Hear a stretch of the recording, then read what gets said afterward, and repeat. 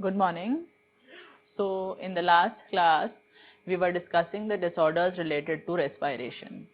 So वही continue करते हैं. या देखो आप लोग आपने लिखा था नंबर 1 से लेकर नंबर 14 तक हम डिस्कस कर चुके थे, जिसमें लास्ट हमने डिस्कस किया था एम्फाइजेमा. ठीक है, तो अब लिखना है नंबर 15.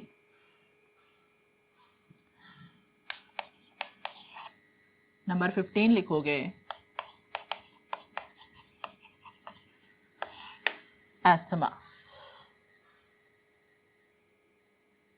नंबर 15 है एस्थमा. सुनेंगे, ध्यान से सुनेंगे. एस्थमा एक एलर्जिक डिसऑर्डर है जिसमें इंसान का इम्यून सिस्टम हाइपर सेंसिटिव हो जाता है. अब ये हाइपर सेंसिटिविटी क्या होती है? अब मैं कहूँ कि मैं जो हूँ दिल्ली में रहती हूँ और मुझे डस्ट से एलर्जी है, पोल्यूशन से एलर्जी है. जरा सा भी मैं पोल्यूशन में चली जाऊं तो मुझे छींकें आने लगती हैं, आंखों में जलन होने लगती है. तो ये मेरे इम्यून सिस्टम की हाइपर सेंसिटिविटी हुई. मतलब मेरा इम्यून सिस्टम पिछले 30 इयर्स में ये नहीं समझ पाया कि हाँ भाई इस कंडीशन के लिए अडेप्ट कर जाओ कि डस्ट में ही रहना है, पोल्यूशन में ही रहना है, सीख जाओ ऐसे ही रहना है. नहीं अडेप्ट कर पाया और आज भी वो जरा से पोल्यूशन को देख करके हाइपर रिएक्शंस करने लगता है, बहुत ज्यादा इम्यूनिटी डेवलप करने लगता है. तो ना तो हमारा इम्यून सिस्टम वीक होना चाहिए और ना ही ओवर सेंसिटिव होना चाहिए. दोनों ही हमारे लिए खराब बातें हैं. सो सुनना है अभी सिर्फ. एस्थमा हमारे लिए एक एलर्जिक डिसऑर्डर है and the person could be allergic to dust, change in weather, change in temperature, pollen grains. जैसे कुछ लोग एसी से बाहर निकलते हैं या एकदम एसी में जाते हैं तो भी उन्हें प्रॉब्लम होती है. वेदर चेंज होता है तो प्रॉब्लम होती है. तो अब इसमें हुआ क्या? एस्थमा के अंदर person feels difficulty in breathing. क्यों ऐसा हुआ? मान लो कि मैं कहती हूँ मुझे डस्ट से एलर्जी है. जैसे ही मेरे सांस के साथ डस्ट पार्टिकल्स मेरे रेस्पिरेटरी पैसेज में पहुंचे, मेरे पूरे रेस्पिरेटरी पैसेज में एक्सेस सिक्रीशन ऑफ म्यूकस हो गया due to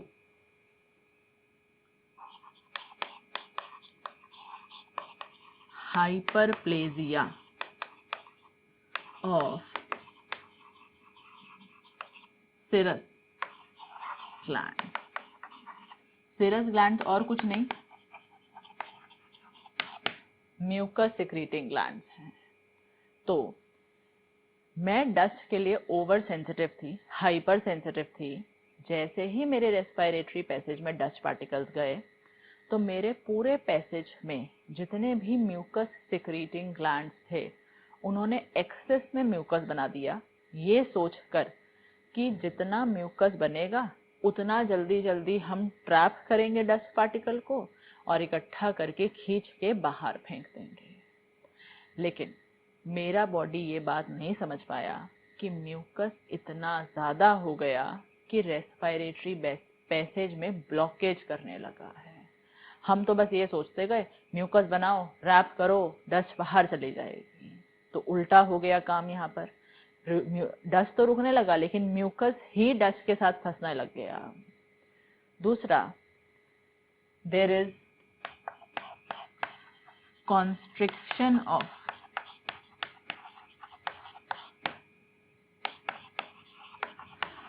bronchi and bronchioles. हमारे ब्रोंकाई और ब्रोंक्यूल की दीवारों ने सोचा कि भाई हम इतने बड़े हैं तो डस्ट आ रहा है, अगर हम खुद का साइज छोटा करके इतना कर लें तो हो सकता है डस्ट आ ही ना पाए.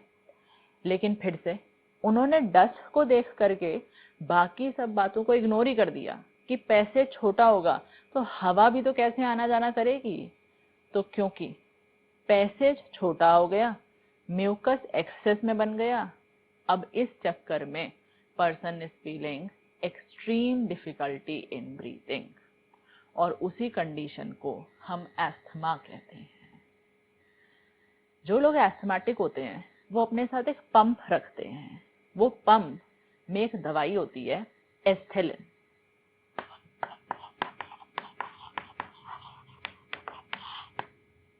ये दवाई टेम्परेली, मतलब जब उसको बहुत प्रॉब्लम हो रही है सांस लेने में, तब अगर वो उसको पंप कर देता है तो जो पैसेज में म्यूकस फंसा है ना वो क्लियर हो जाता है, और जो साइज छोटा हो रहा है वो थोड़ा सा एक्सपैंड हो जाता है। ये जो कॉन्स्ट्रिक्शन है ना इसे खत्म कर देता है। लेकिन अगर कभी एस्थमेटिक अटैक आ जाए तो इंसान को या तो हमें स्टेरॉइड्स के इंजेक्शन देने पड़ते हैं, जैसे कि एक फेमस स्टेरॉइड है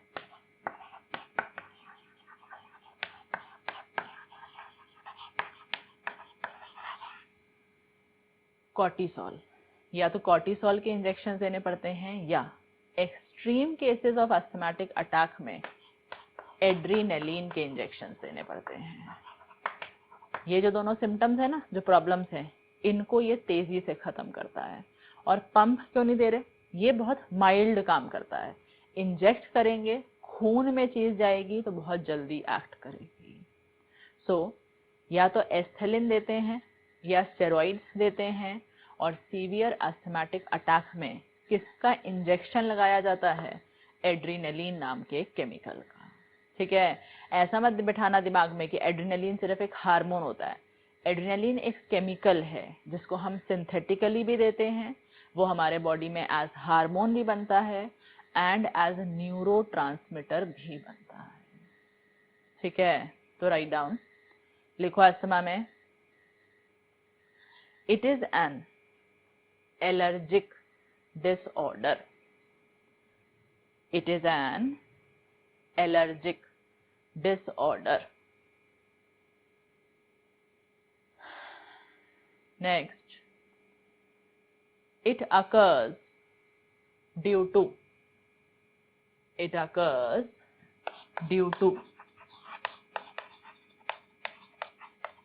hypersensitivity of our immune system. It occurs due to hypersensitivity of our immune system. Next, the person may be allergic to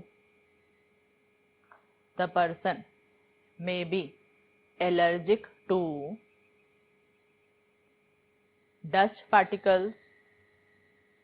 The person may be allergic to dust particles, comma, pollen grains, comma, change in weather, etc. The person may be allergic to dust particles, comma, pollen grains, comma, change in weather, etc. Next, it results in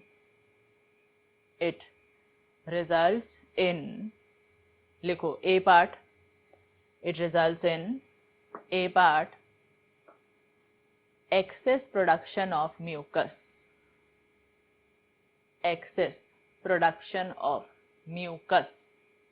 due to hyperplasia of serous glands. Hyperplasia मतलब उन्होंने अपना number बहुत बढ़ा लिया।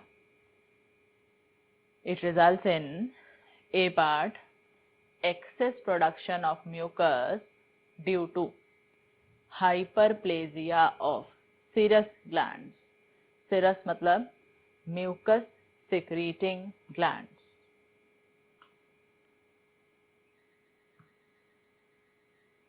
B part,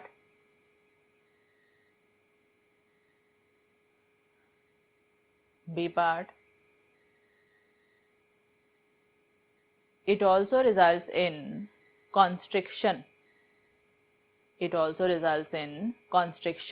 Size छोटा होना, constriction in the walls of bronchi and bronchiole. It also results in the constriction of walls of bronchi and bronchiole.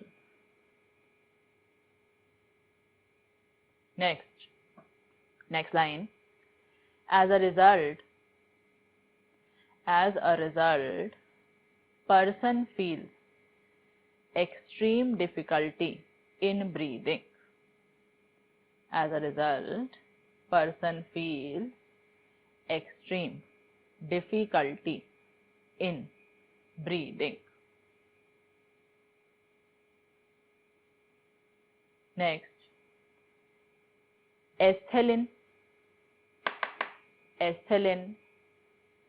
and steroids like cortisol.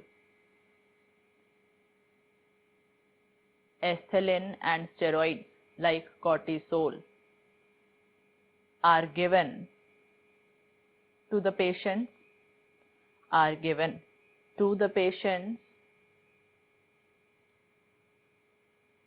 Next, if a person suffers from asthmatic attack,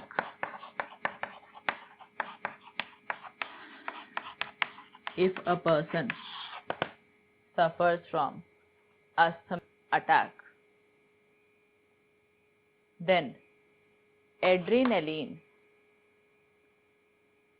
is administered into blood, is given into blood. If person suffers from asthmatic attack, then adrenaline is given into blood.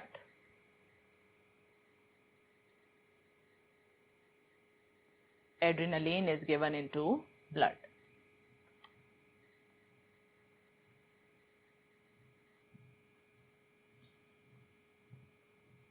अब लिखेंगे number 16.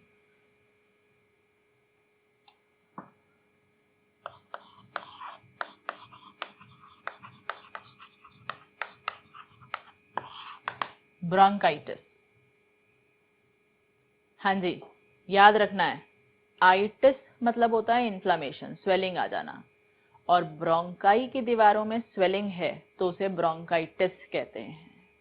अब सोचो, ये एक passage था, यहां से हवा निकलती थी, अब इन दीवारों में स्वेलिंग आ गई है, तो देख रहे हो बीच का पैसेज छोटा हो गया, तो इंसान को सांस लेने में दिक्कत होगी, स्पेस कम रह गई है. ब्रोंकाइटिस के अंदर भी there is excess production of mucus. Mucus भी बढ़ जाता है और उसी वजह से दीवारों में स्वेलिंग आ जाती है. लेकिन ब्रोंकाइटिस कैन बी एलर्जिक और नॉन एलर्जिक डिसऑर्डर.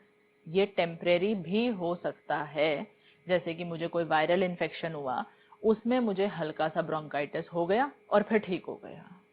तो अस्थमा सिर्फ एलर्जिक है. इट मे बी और मे नॉट बी एलर्जिक. ठीक है, बस इतना जानना है. लिखो ब्रोंकाइटिस में इट मे बी एलर्जिक और non allergic disorder. It may be allergic और non allergic disorder. Next, it results in inflammation of bronchi. It results in inflammation of bronchi.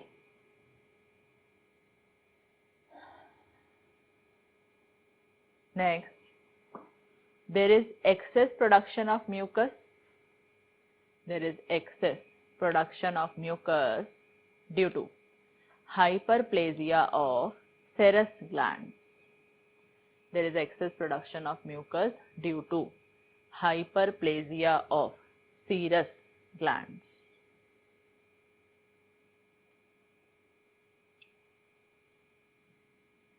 अब लिखो नंबर 17.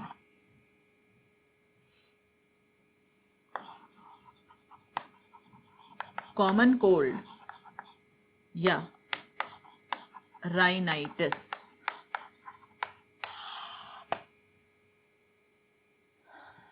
कॉमन कोल्ड या rhinitis. सुनना ध्यान से.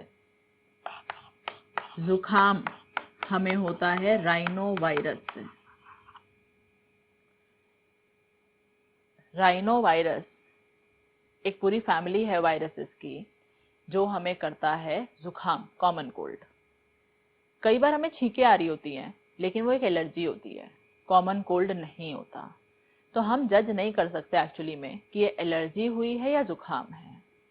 हमें सिर्फ सिम्टम क्या दिखेगा कॉमन कोल्ड के अंदर, जैसे ही हमें जुकाम होता है, छींकें आने लगती हैं, रनिंग नोज, नाक बहने लगती है, उसे राइनोरिया कहते हैं। सर दर्द होता है, बॉडी पेन फील होता है, और हल्का हल्का सा हमें फीवरिश फील होता है, माइल्ड सा फीवर लगता है। अब क्या होता है, जुकाम होता है तो हम नॉर्मली इंडिया में ऐसा नहीं होता कि हम इंडियंस तुरंत डॉक्टर को दिखा देते हैं, हम 1-2 दिन तो झेलते हैं। फिर कुछ लोग होते हैं जो दिखाने पहुंचते हैं डॉक्टर के पास, डॉक्टर भी अपनी तरफ से कहता है मैं दवाइयां दे रहा हूँ, आप कम से कम 3 दिन खाना, ठीक हो जाओगे।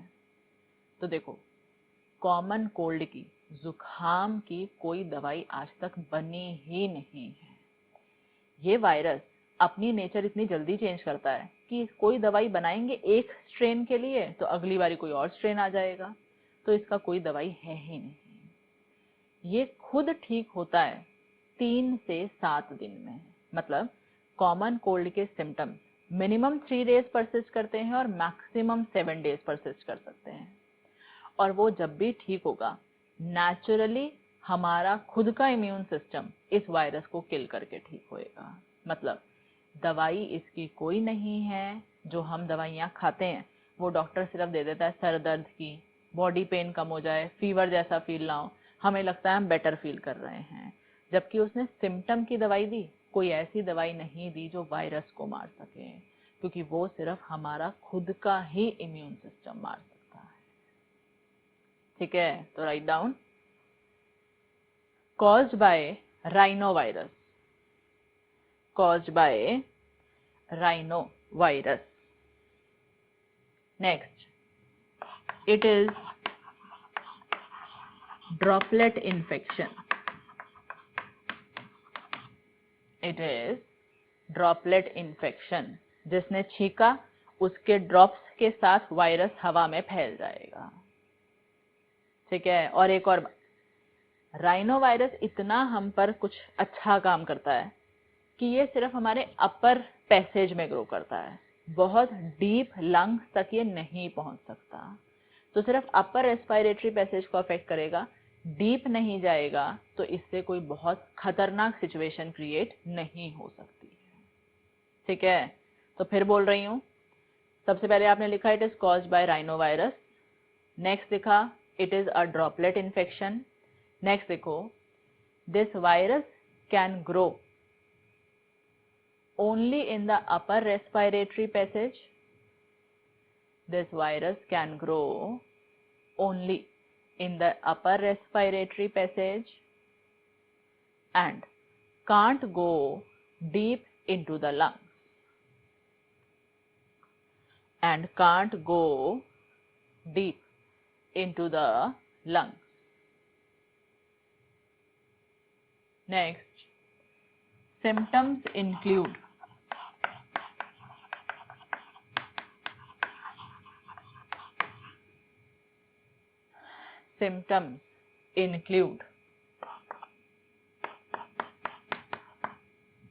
mild fever, headache, body pain,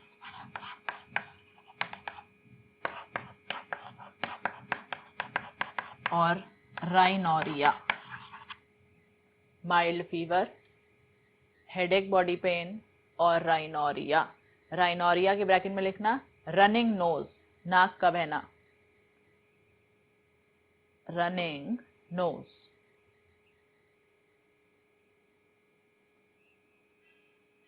next, its symptoms persist. Its symptoms persist for about 3 to 7 days. Its symptoms persist for about 3 to 7 days, and then it gets cured, and then it gets cured by own immunity, and then it gets cured by own immunity.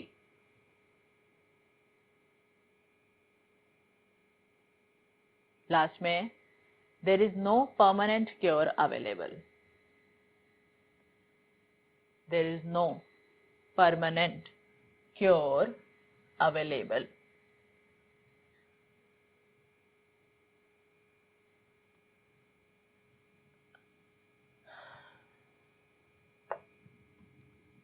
अब लिखो number 18, SARS. Full form लिखो, severe acute respiratory syndrome. Severe acute respiratory syndrome, SARS. हाँ जी, ये वही बीमारी है जिसने दुनिया हिला रखी है इस समय। It is caused by corona virus.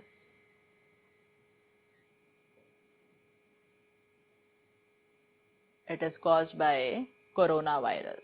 So see, corona virus सबसे पहले स्प्रेड हुआ था चाइना में इन 2003।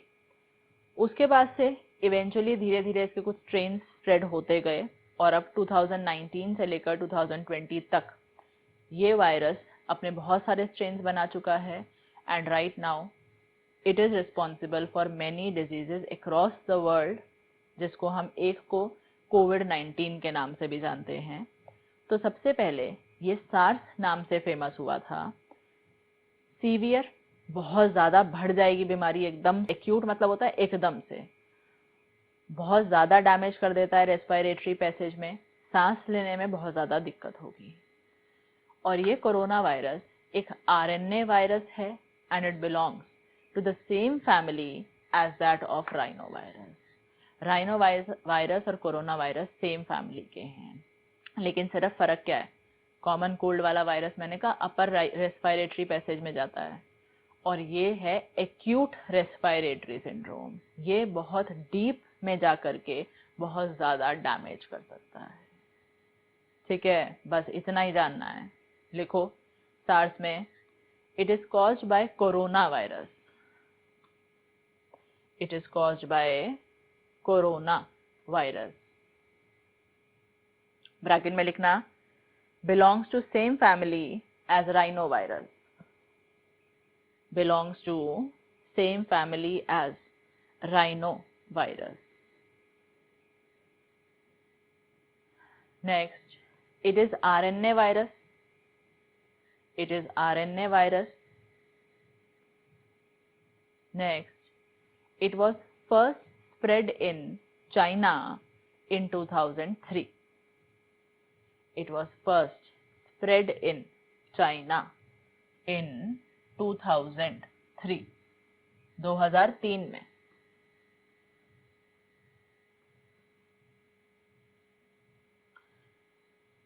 ये हुआ नंबर 18। अब लिखो number 19, tuberculosis. Tuberculosis, TB. 12th के अंदर डिटेल में हम आपको बैक्टीरियल डिजीजेस पढ़ाते हैं, तब हम इनका डिटेल्स बताएंगे। अभी आपको सिर्फ कॉजल ऑर्गेनिज्म का नाम याद करना है। ठीक है, तो टीबी एक बैक्टीरिया से होता है जिसका नाम है माइकोबैक्टीरियम ट्यूबरक्यूलाई। लिख दो टीबी के आगे caused by bacteria. Caused by bacteria, mycobacterium tuberculi. caused by bacteria, mycobacterium tuberculi। इसके लिए जो वैक्सीन दी जाती है उसका नाम है बीसीजी। ये तो बेसिक बातें हैं। इसका नाम full form bacillus Calmette Guérin. Calmette और ग्यूरिन ने डिस्कवर की थी। बैसिलस मतलब बैक्टीरियल, एंटी बैक्टीरियल वैक्सीन है ये। कॉज्ड बाय माइकोबैक्टीरियम ट्यूबरकुलाई, वैक्सीन है BCG। और ये याद रखो, ट्रीटमेंट बाय डॉट्स। डिटेल्स अब 12th के सिलेबस में पढ़ोगे, अभी बस लिखना है। इसके ट्रीटमेंट का एक स्पेशल नाम है, कभी आपने कहीं एडवर्टीजमेंट में या कहीं होर्डिंग्स में पढ़ा हो। इसके ट्रीटमेंट का नाम है डॉट्स। फुल फॉर्म लिखो, directly observed short term therapy या short term course. Directly observed short term course. Detail नहीं जाननी है अभी, इसलिए नहीं बता रही, जब सिलेबस में आएगा तभी पढ़ेंगे। तो बस 3 बातें, कौन करता है, वैक्सीन का नाम है, और ट्रीटमेंट डॉट से होता है, directly observed short term course. अब लिखो अगला, number 20।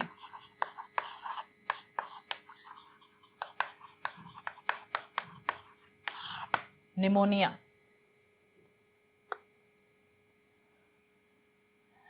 Pneumonia caused by bacteria, caused by bacteria, Streptococcus pneumoniae,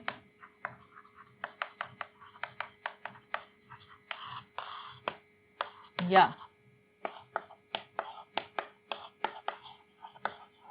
Diplococcus pneumoniae, या Haemophilus influenzae, caused by bacteria, Streptococcus pneumoniae, या Diplococcus pneumoniae, या Haemophilus influenzae। मतलब ये भी एक बैक्टीरिया कॉज्ड डिजीज है।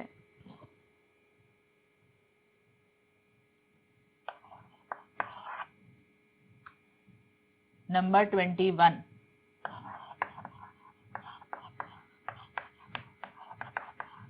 occupational lung disorders। Number 21, occupational lung disorders। चलो सुनना जरा यहाँ पर ध्यान से। ये हम बात कर रहे हैं उन लोगों की जो कुछ ऐसे इंडस्ट्रीज में काम करते हैं जहां पर बहुत ज्यादा फाइन फाइबर्स यूज होते हैं। जैसे जो शीशे की इंडस्ट्री होती है वो सिलिका यूज करती है। शीशा सिलिका का बना होता है और सिलिका फाइबर बहुत छोटे होते हैं, दिखेंगे भी नहीं लेकिन पूरा हवा में उड़ रहे हैं, सांस के साथ जा रहे हैं। ऐसे ही घर में हम फाइबर की शीट्स जलवाते हैं, फाइबर के दरवाजे बनवाते हैं, वो एक फाइबर होता है एस्बेस्टॉस नाम का। तो बेसिकली कोई भी ऐसी इंडस्ट्री हो जहां पर बहुत छोटा रेशा, बहुत छोटा फाइबर यूज हो रहा है और वहां लोग काम कर रहे हैं बिना किसी मास्क के, एयर फिल्टर के, तो उन लोगों के सांस के साथ वो फाइबर धीरे धीरे एक्यूमुलेट होंगे और अपर 1/3 पार्ट में फाइब्रोसिस हो जाएगा। मतलब पूरे अपर 1/3 रेस्पिरेटरी पैसेज में फाइबर्स एक्यूमुलेट हो जाएंगे और जहां फाइबर एक्यूमुलेट हो गए पूरा रास्ता फंस जाएगा, सांस लेने में दिक्कत होने लगेगी। तो फाइबर इतना बड़ा, इतना छोटा नहीं है कि आगे जा सके, लेकिन इतना तो था ना कि हवा के साथ गया और ऊपर ऊपर ब्लॉकेज क्रिएट कर दी उसने। अब फाइब्रोसिस होने में एकदम से नहीं होगा, कुछ साल लगेंगे। तो ऐसा कहा जाता है कि पहली बात तो ऐसे लोगों को बिना मास्क के काम ही नहीं करना चाहिए, और मास्क के साथ काम करने पर भी अगर ये एक ही इंडस्ट्री में 5 साल से ज्यादा काम करते हैं तो बीमारी इतनी बढ़ जाती है कि क्योरेबल नहीं रहती। अगर जल्दी जल्दी जॉब्स को चेंज कर लें तो फिर इस बीमारी को ठीक किया जा सकता है। धीरे धीरे बॉडी फाइबर को म्यूकस में रैप कर करके निकाल देती है। वहीं अगर एक्सपोजर 5 साल, 7 साल, 10 साल रहा तो बॉडी निकाल तो तब भी रही है, लेकिन जा इतना ज्यादा रहा है कि बॉडी को निकालने का वक्त पूरा नहीं पड़ रहा। मतलब ये बीमारी ज्यादा खतरनाक होती है when a person is working in the same industry for more than 5 years and then it starts becoming incurable। जैसे कि अगर पैसेज में सिलिका फंसा हुआ है तो इसे कहते हैं सिलिकोसिस। अगर फंसा है एस्बेस्टोस तो कहते हैं एस्बेस्टोसिस। ठीक है, तो लिखो जरा, ऑक्यूपेशनल लंग डिसऑर्डर्स में it is related to one's occupation। It is related to anyone's occupation, comma, and these disorders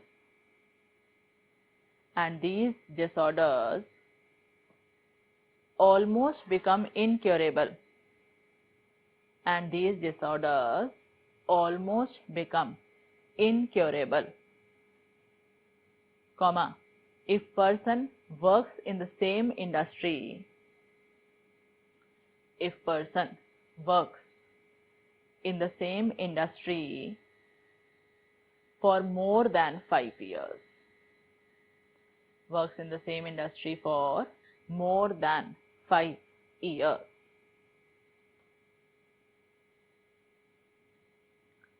Example, the accumulation of silica is called silicosis। The accumulation of silica called silicosis। Example number 2, the accumulation of asbestos, the accumulation of asbestos called asbestosis। The accumulation of asbestos called asbestosis। Next, it results in fibrosis of upper 1/3 part of lungs। लिखा है सामने, it results in fibrosis of upper 1/3 part of lung।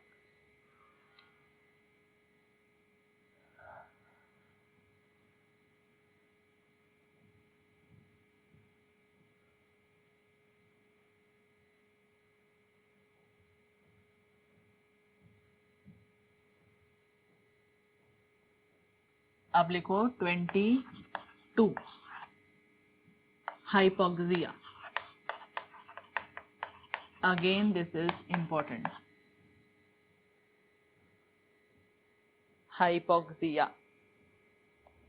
चलो अब जरा ध्यान से सुनना पहले, फिर मैं लिखाऊंगी। हाइपोक्सिया का मतलब है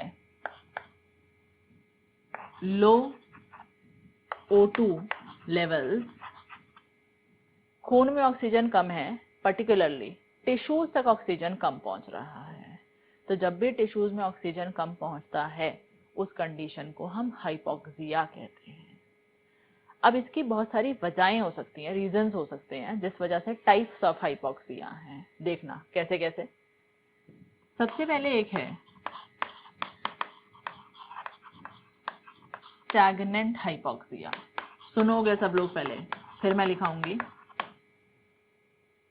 अगर हार्ट की फंक्शनिंग सही नहीं है और हार्ट से कार्डियक आउटपुट, जो हर एक मिनट खून निकलना चाहिए ना हार्ट से, वो खून ही कम निकल रहा है, तो अब खून कम देगा हार्ट, तो इसमें लंग्स की क्या गलती है?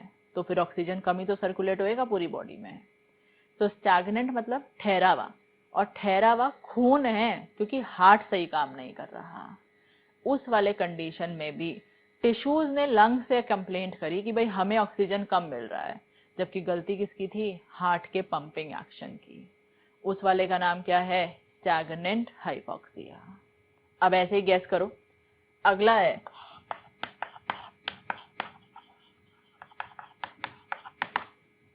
Anaemic hypoxia. अनीमिक हाइपोक्सिया के अंदर अनीमिया हो गया है। लंग सही काम कर रहा है, हार्ट भी बढ़िया से पंपिंग कर रहा है, लेकिन इंसान के खून में हीमोग्लोबिन की कमी है। अब हीमोग्लोबिन ही कम होगा तो ऑक्सीजन ट्रांसपोर्ट करेगा कौन आगे? तो भी टिश्यूज तक ऑक्सीजन लेवल्स कम पहुंचेंगे। नाम क्या हो गया? Anaemic hypoxia. Next,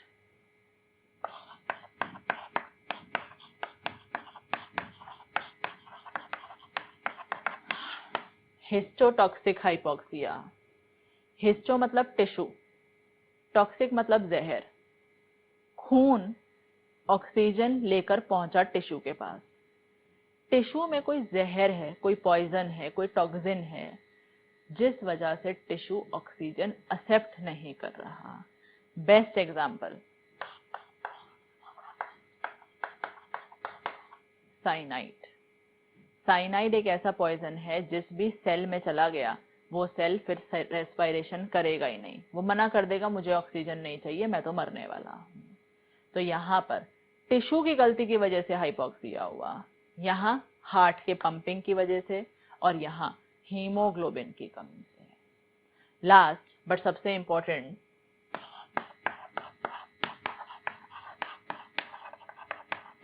hypoxic hypoxia या आर्टीरियल हाइपोक्सिया या माउंटेन सिकनेस।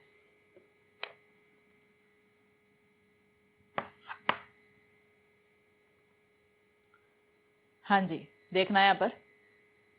सबसे पहले मैंने हाइपोक्सिक हाइपोक्सिया नाम लिखा, दूसरा आर्टीरियल हाइपोक्सिया, और तीसरा लिखा माउंटेन सिकनेस।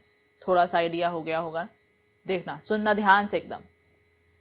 जैसे जैसे हम हायर ऑल्टीट्यूड पे जाते हैं, यहां से निकले शिमला, शिमला से गए मनाली, मनाली से लेह लद्दाख निकल गए, जैसे जैसे हमारा ऑल्टीट्यूड बढ़ा, पीक बढ़ी, जिस हाइट पे हम जा रहे हैं, वैसे वैसे एटमॉस्फेरिक प्रेशर कम होता जाता है। अगर एटमॉस्फेरिक प्रेशर कम हो गया तो सब गैसेस का भी प्रेशर कम हो जाएगा, मतलब PO2 लेवल्स भी कम हो जाएंगे। अब अगर पार्शियल प्रेशर ऑफ ऑक्सीजन कम हो गया तो हीमोग्लोबिन की एफिनिटी फॉर ऑक्सीजन कम हो जाएगी, क्योंकि हमने तो ग्राफ में कहा था as PO2 increases the affinity of Hb for O2 increases. तो ये तो वहीं का वहीं आ गई कहानी, PO2 कम तो affinity of Hb for O2 कम। अब Hb अगर O2 को उठाएगा ही नहीं तो टिश्यू को भी कम मिलेगा। इस वजह से कुछ लोगों को ज्यादा हाइट पे जाने से सांस लेने में दिक्कत होने लगती है, हांफने लगते हैं। हम लोग जो प्लेन्स पर रहते हैं, अगर हम पहाड़ों पर जाकर चलने लगे बहुत ज्यादा, हम बड़ी जल्दी हांफ जाएंगे, क्योंकि एटमॉस्फेरिक प्रेशर कम हुआ, PO2 कम हुआ, और affinity of Hb for O2 कम हो गया। अब देखो, ऐसे में पहला हमारा बॉडी एक अडेप्टेशन करने की कोशिश करता है।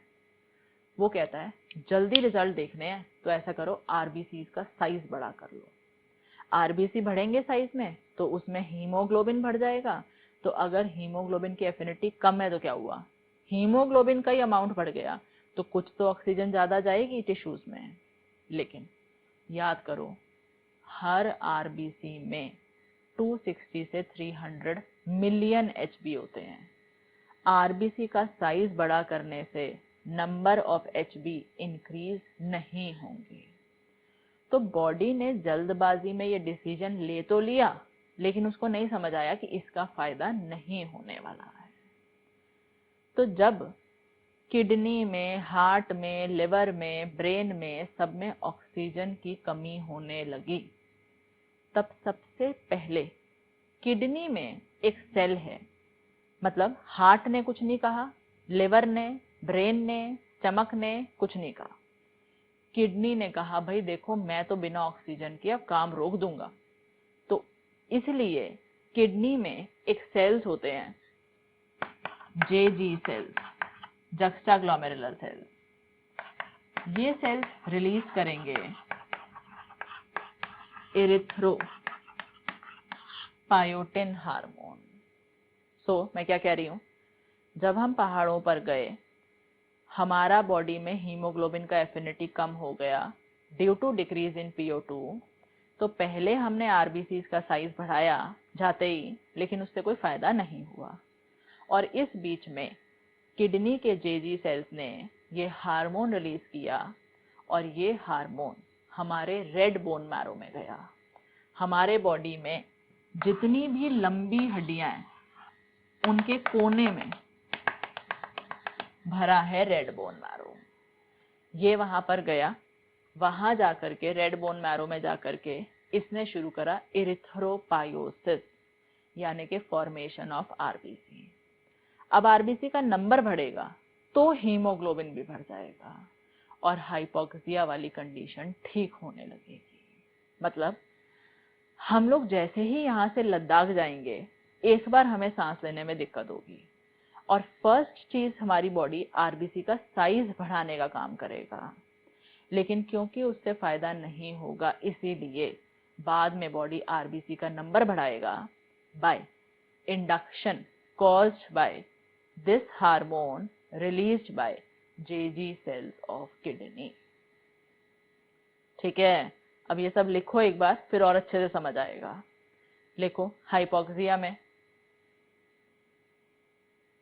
it is condition of low O2 levels in blood।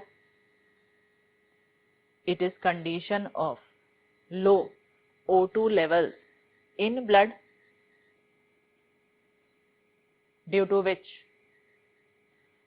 which less oxygen supply is received by tissues,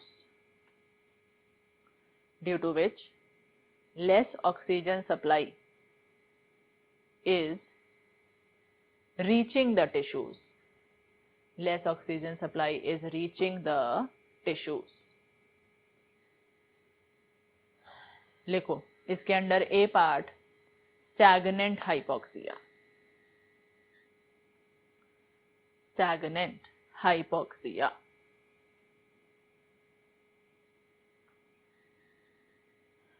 लिखो, stagnant hypoxia में there is less oxygen supply to tissues, there is less oxygen supply to tissues due to poor cardiac output।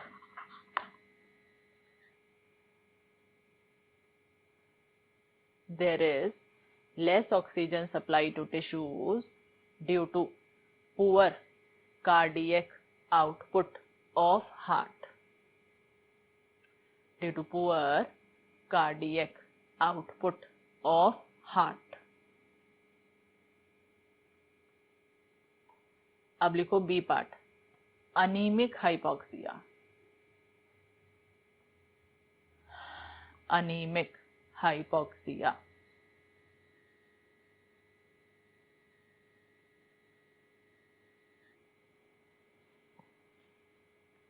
लिखो, anaemic hypoxia में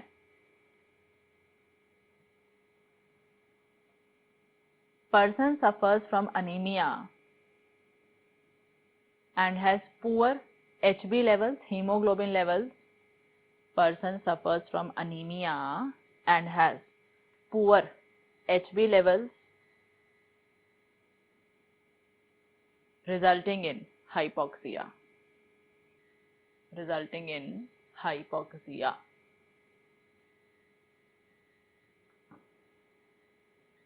C part, histotoxic hypoxia, histotoxic hypoxia।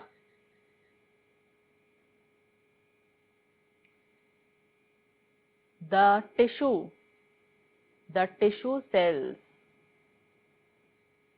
are not able to uptake oxygen, the tissue cells are not able to uptake oxygen, comma, due to some poison or toxin present, the tissue cells are not able to uptake oxygen due to some poison or toxin present in tissue. Due to some poison or toxin present in tissue. Example, cyanide poisoning. Important. Cyanide poisoning. अब last देखो D part, hypoxic hypoxia या anaemic hypoxia, arterial hypoxia, hypoxic hypoxia या arterial hypoxia या mountain sickness या mountain sickness.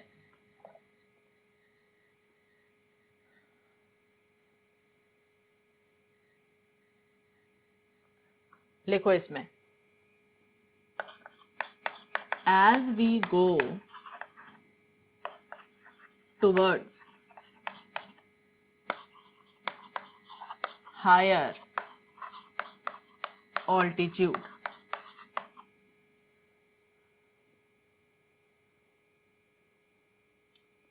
as we go towards higher altitude, height पे जाएंगे, comma, the atmospheric pressure keeps on decreasing.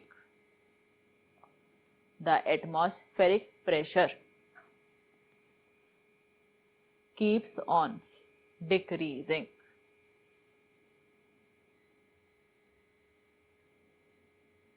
Next line में लिखो, so at higher altitude,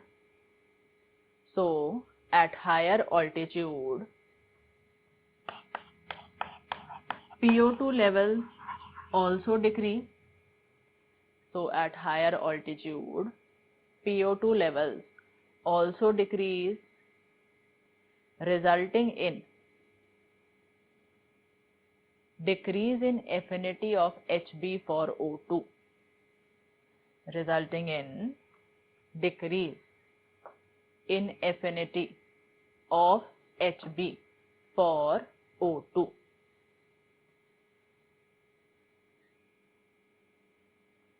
So, less O2 available to tissues. So, less O2 available to tissues.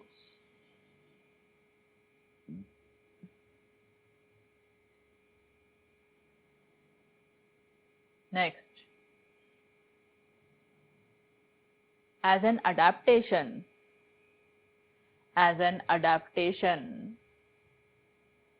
human body first shows,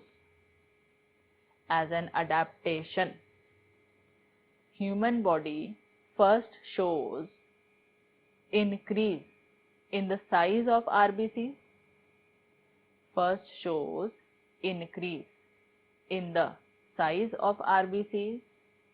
but later there is increase in number of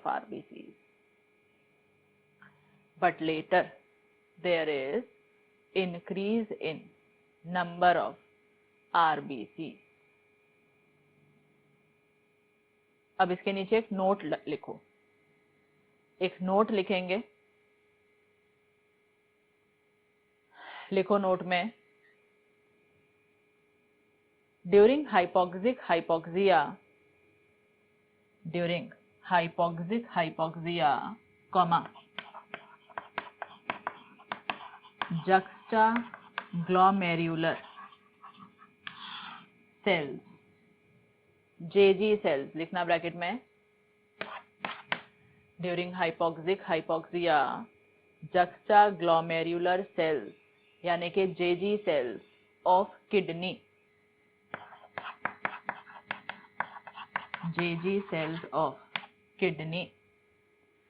release erythropoietin hormone. Juxtaglomerular या JG cells of kidney release erythropoietin hormone, comma, which induces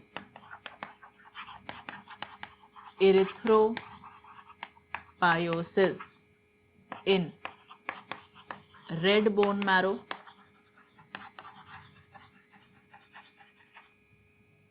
which induces erythropoiesis in red bone marrow,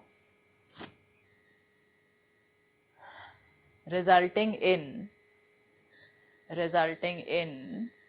increased production of RBCs, resulting in increased production of RBCs.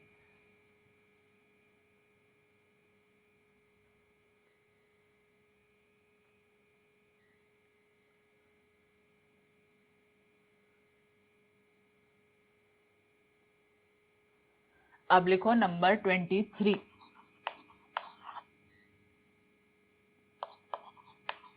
Benz disease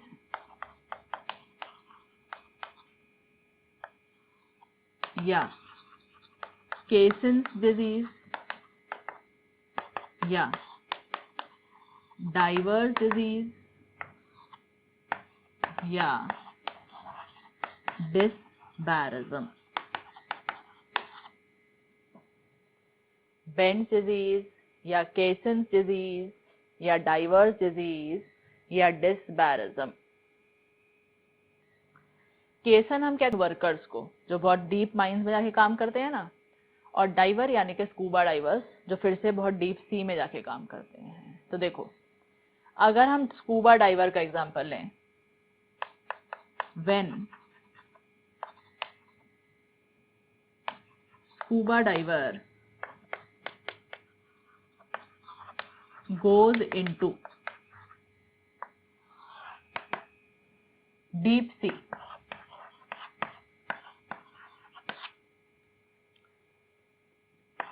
atmospheric pressure increases। ठीक है, ऐसे लिखो। क्या लिखा मैंने? When scuba diver goes into deep sea, atmospheric pressure increases.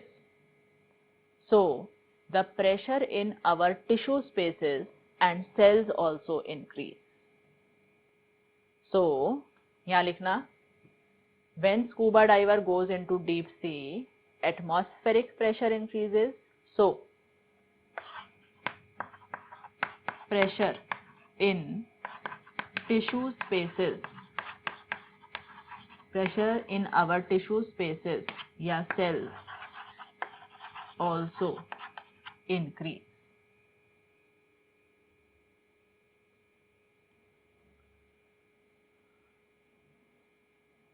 ठीक है, अब देखो, इन डाइवर्स को ट्रेनिंग दी जाती है कि जब आप वापस आएंगे तो बहुत स्लो आएंगे।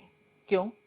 धीरे धीरे आएंगे तो आपके अंदर जितनी गैसेस एक्यूमुलेट हुई हैं वो धीरे धीरे निकल जाएंगी, और जब ये एटमॉस्फेरिक प्रेशर बढ़ता है ना, तो हमारे खून में नाइट्रोजन गैस भी आ जाती है।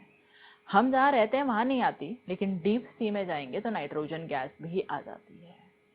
तो हमें चाहिए कि हम स्लोली ऊपर आए, धीरे धीरे गैसेस का इफ्यूजन हो जाए, नाइट्रोजन भी निकल जाए और खून में कोई बबल्स ना बने। लेकिन अगर एक अनट्रेन्ड इंसान एकदम से ऊपर आ गया, if a person comes up suddenly, तेजी से गैसेस बाहर भागेंगी, रैपिड इफ्यूजन ऑफ गैसेस होगा। तेजी से भागने के चक्कर में भगदड़ में गैसेस के, नाइट्रोजन के बबल्स बन जाएंगे। अब अगर ये बबल किसी ब्लड वेसल में बन गया, ये आ गया bubble, air bubble, blood flow रुक जाएगा। ये ब्लड फ्लो रुक गया यहीं का यहीं।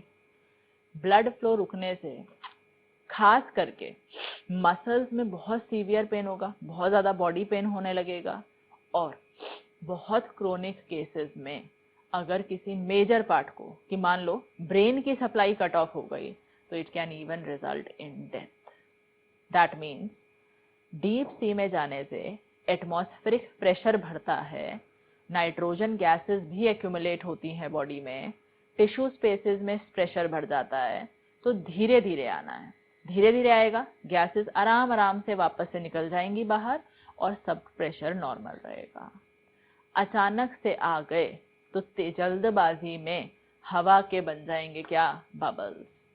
बबल्स ब्लड फ्लो को रोक देंगे और ब्लड फ्लो इंटरप्ट होने से एक तो बॉडी में सीवियर पेन होगा, डिफिकल्टी इन ब्रीदिंग हो सकती है and can even become fatal. ठीक है, तो लिखो जरा। आपने ये लिखा, when scuba diver goes into deep sea atmospheric pressure increases, so pressure in our tissue spaces and cells also increase. अब लिखो ऐसे एरो डाल के, now if the person comes up suddenly, now if the person comes up suddenly, next there is rapid effusion of gases, bracket में लिखना also N2, there is rapid effusion of gases also N2 out from body, there is rapid effusion of gases also N2 out from body.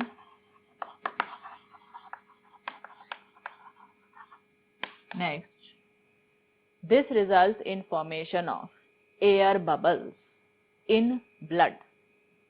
This results in formation of air bubbles in blood circulation. Formation of air bubbles in blood circulation. Next, this can interrupt the blood flow. This can interrupt the blood flow, resulting in severe body pain and difficulty in breathing. Severe body pain and difficulty in breathing. ठीक है, अब अलग से नीचे एक line लिख लो, but if the person comes up slowly, but if the person comes up slowly, nothing happens. But if the person comes up slowly, nothing happens. ठीक है, तो ये सब ध्यान से पढ़ना एक बार फिर से। डिसऑर्डर्स खत्म हो गए हैं, ये चैप्टर ओवर हो गया है। ठीक,